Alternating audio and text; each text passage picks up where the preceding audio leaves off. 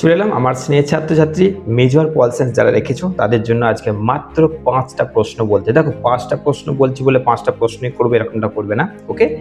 আমি তোমাদের আজকের এই ভিডিওতে যে কোশ্চেন্স পেপারটা আমি অর্থাৎ যেখান থেকে প্রশ্নগুলো বলছি সেই সাজেশনস পেপারটা ছবি তুলে লিঙ্ক করে দিচ্ছি, সেখানটা তোমরা ক্লিক করলে ছবিটা দেখতে পেয়ে যাবে যে কী কী কোশ্চেন্স আমি বললাম, ওকে?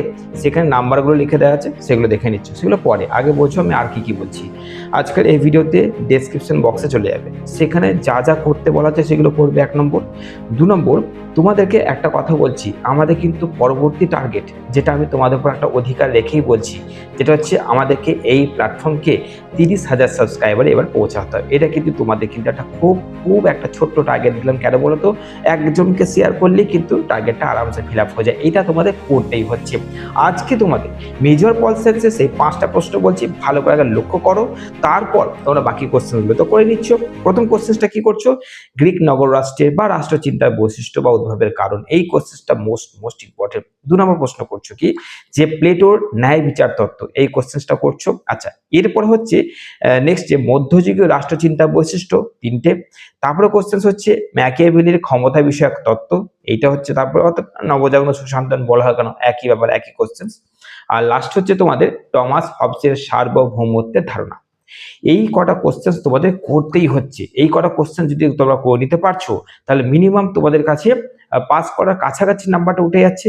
এরপরে তোমরা যে 2 মার্কস সাজেশনস নিয়েছো, যারা এখনো নাওনি, বারবার বলছি, প্রচুর পরিমাণে 2 মার্কসের সাজেশনস নিয়েছে।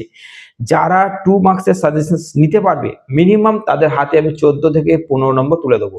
কনফার্ম বলে দিচ্ছি, 14 থেকে 15 নম্বর তোমার হাতে কনফার্ম তুলে দেবো আমি, ঠিক আছে?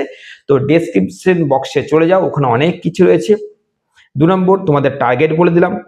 3 নম্বর তোমাদের বলে দিচ্ছি 2 মার্কসের সাজেশনস নিতে গেলে স্ক্রিনে যে নাম্বার দেখছো সেই নাম্বারটা তোমরা হোয়াটসঅ্যাপ করবে এবং লিখে দেবে যে স্যার এই সাবজেক্টে 2 মার্কসের সাজেশনস চাই।